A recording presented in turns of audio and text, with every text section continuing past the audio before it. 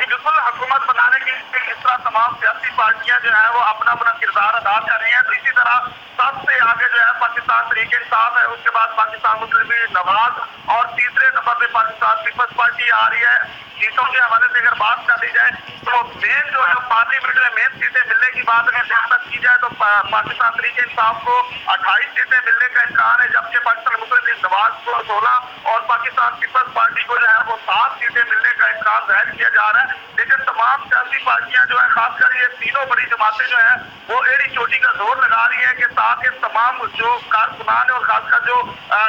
سیٹوں کے حوالے سے نو منتخب لوگ ہیں ان کو اپنے ساتھ شامل کر کے زیادہ سے زیادہ اکثریت حاصل کی جائے پارلیمنٹ میں، تاکہ حکومت جو ہے بہتر طریقے سے بنائی جا سکے۔ تو اس وقت تک پاکستان تحریک انصاف جو ہے